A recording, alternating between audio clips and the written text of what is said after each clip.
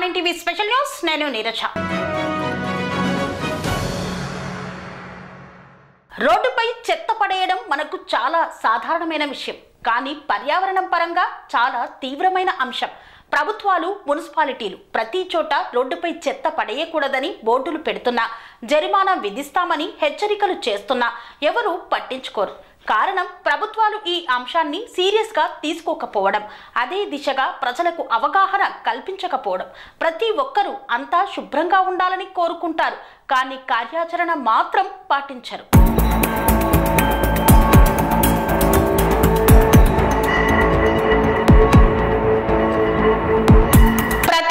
శుభ్రంగా ఉండాలని కోరుకుంటారు, ఇల్లే కాదు దేశం మొత్తం అలాగే ఉండాలని అనుకుంటారు, కానీ అందుకు అవసరమైన కార్యాచరణ మాత్రం పాటించరు.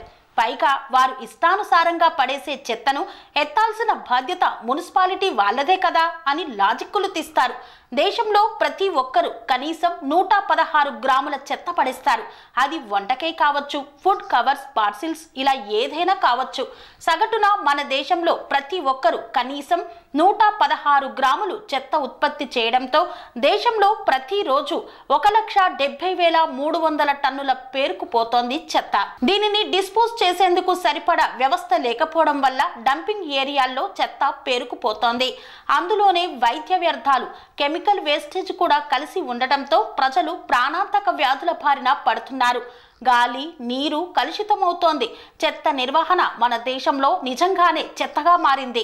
సింగపూర్ లాంటి అతి చిన్న దేశాలు అవలంబిస్తున్న విధానాలు పాటించకపోతే భారీ ముప్పు ఎదురుకానున్నది.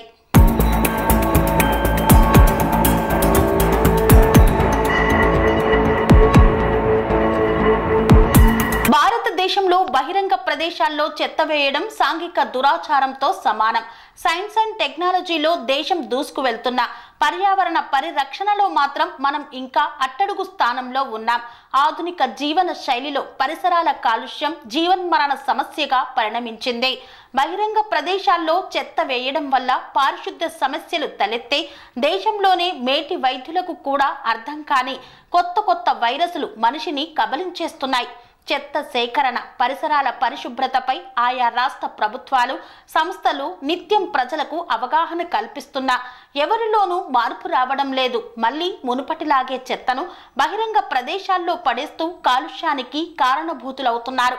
బహిరంగ ప్రదేశాల్లో చెత్త వేసే విషయంలో ప్రభుత్వాలు కఠినమైన శిక్షలు అమలు చేయకపోవడం వల్లే ఎవరిలోనూ మార్పు రావడం లేదనే వాదనలు కూడా వినిపిస్తున్నాయి.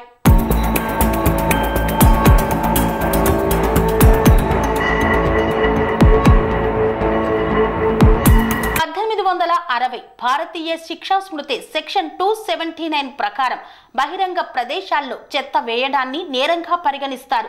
ఇందులో భాగంగా చట్టాన్ని ఉల్లంఘించిన వారికి గరిష్టంగా 500 మాత్రమే జరిమానా విధిస్తున్నారు. అదేవిధంగా 1986 పర్యావరణ రక్షణ చట్టం ప్రకారం పర్యావరణాన్ని కలుషితం చేయడం నేరం. బహిరంగ ప్రదేశాల్లో చెత్త వేయడాన్ని కూడా నేరంగా పరిగణిస్తున్నా అందులో మానవులు, ఇతర జంతువులు, మొక్కలు, చెత్త చెదారాన్ని పరిగణలోకి తీసుకోవడం లేదు. పారిశుద్ధ్యం అనే అంశం రాష్ట్రాల పరిధిలోకి వస్తుందని భారత రాజ్యాంగంలో స్పష్టంగా ఉంది.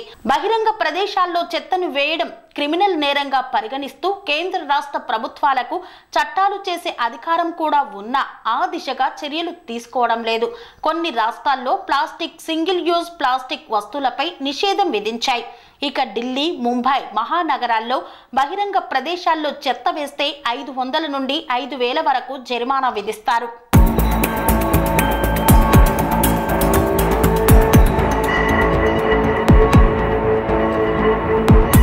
జరిమానాలు, శిక్షలతో భయాన్ని సృష్టించి నేరాలను అరికట్టడమే డెటరెన్స్ థియరీ ప్రధాన లక్ష్యం. సింపుల్ గా చెప్పాలంటే ఎవరైనా నేరం చేస్తే వారికి కఠినమైన జరిమానాలు, శిక్షను విధిస్తారు. అలాంటప్పుడే ప్రజలు వాటి గురించి తెలుసుకొని తప్పు చేయాలంటేనే ఆలోచిస్తారు. నోబెల్ గ్రహీత గ్యారీ బేకార్ తాను రాసిన క్రైమ్ అండ్ పనిష్మెంట్ పుస్తకంలో నేరం చేయడానికి అయ్యే ఖర్చు చాలా ఎక్కువగా ఉన్నప్పుడు నేరస్తులు నేరం చేయరని తెలిపాడు. ముందు చేసే పని సరైందా లేదా అని అంచనా వేశాకే నేరం చేయాలో వద్దో నిర్ణయం తీసుకుంటారని పేర్కొన్నారు. ఈ క్రమంలో బహిరంగ ప్రదేశాల్లో చెత్త వేస్తున్న వారికి డిటరెన్స్ థియరీని అనుసరించి శిక్షను అమలు చేయాలని పర్యావరణ ప్రేమికులు కోరుతున్నారు.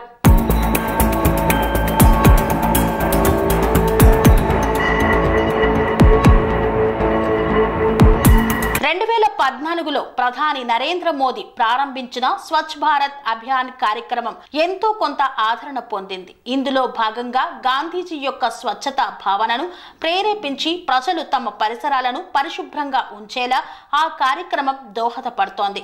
దేశంలోని నగరాలు, పట్టణాలు, గ్రామీణ ప్రాంతాల్లో రోడ్లు, మౌలిక సదుపాయాలను శుభ్రపరచడమే లక్ష్యంగా స్వచ్ఛ భారత్కు కార్యక్రమానికి శ్రీకారం చుట్టారు. ఇందులో స్వచ్ఛ భారత్ మిషన్ గ్రామీణ్ పథకం కింద 9 కోట్లకు పైగా మరుగుదొడ్లు నిర్మించబడ్డాయి. దాదాపు 5.5 లక్షల గ్రామాలు బహిరంగ మల విసర్జన రహిత పల్లెలుగా మారాయి. అదేవిధంగా స్వచ్ఛ భారత్ మిషన్ పథకం కింద 60 లక్షల వ్యక్తిగత మరుగుదొడ్లు, 5 లక్షల కమ్యూనిటీ టాయిలెట్లు కూడా నిర్మించబడ్డాయి. కానీ బహిరంగ ప్రదేశాల్లో చెత్త వేసే అంశంపై మాత్రం కేంద్ర ప్రభుత్వం అంతగా దృష్టి సారించలేదనే వాదనలు వినిపిస్తున్నాయి.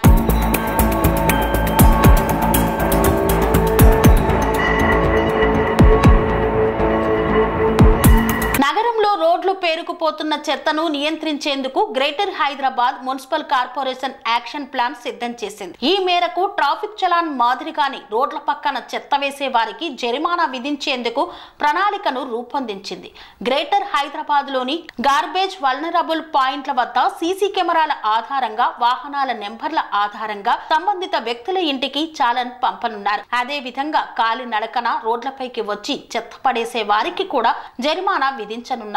ఇందుకోసం ప్రత్యేక మొబైల్ అప్లికేషన్ ను జీహెచ్ఎంసీ ఐటీ విభాగం రూపొందిస్తోంది. డిసెంబర్ 1 నుండి యాప్ అందుబాటులోకి తీసుకువస్తామని అధికారులు వెల్లడించారు. రోడ్లపై యథేచ్ఛగా వ్యర్థాలు పారబోసే వాణిజ్య సముదాయాలపై కూడా స్పెషల్ ఫోకస్ పెట్టనున్నారు. ఒకవేళ చాలన్ వేసి హెచ్చరించినా పట్టించుకోకపోతే వ్యాపార లైసెన్స్ రద్దు, దుకాణాలను కూడా సీజ్ చేయనున్నారు. నగరంలో చెత్త సేకరణలోనూ పారిశుద్ధ కార్మికులు వస్తున్నా కొందరు ఉద్దేశపూర్వకంగా స్వచ్ఛ ట్రాలీలకు చెత్త ఇవ్వడం లేదని తెలుస్తోంది. వారికి డబ్బులు ఇవ్వాల్సి వస్తుందని కొందరు ఇంట్లోని రోజువారీ వ్యర్థాలను రోడ్లపైనే డంప్ చేస్తున్నారు. తరచుగా డంప్ చేస్తున్న ప్రాంతాల్లో పారిశుద్ధ కార్మికులతో సాయంత్రం వరకు కాపలా పెట్టినప్పటికీ అర్ధరాత్రి తర్వాత అక్కడే చెత్తను పారబోస్తున్నారు. ఈ పరిణామాల నేపథ్యంలో క్షేత్రస్థాయిలో నిఘా, భారీగా జరిమానాలను విధించాలని జీహెచ్ఎంసీ అధికారులు యాక్షన్ ప్లాన్ సిద్ధం చేశారు. కన్స్ట్రక్షన్ రంగాలలో దశాబ్దపు అనుభవంతో కస్టమర్ల మరియు శ్రేయోభిలాషుల మన్ననలను, నమ్మకాన్ని గెలుపొందిన సంస్థ విఆర్ఆర్ కన్స్ట్రక్షన్స్. నాణ్యతకు, నమ్మకానికి మారుపేరు VRR constructions. Independent houses, apartments, villas, అన్ని రకాల హంగులతో అలరించే అద్భుతమైన వెంచర్స్ తో పాటు అందరికీ అందుబాటు ధరలో సొంత ఇంటి కలను సాకారం చేసే నమ్మకమైన సంస్థ VRR constructions. Please visit VRR Constructions, Varatex Plaza near Radhika Theatre, ECL X Road, Hyderabad. Call to 9100885552, 9100885559.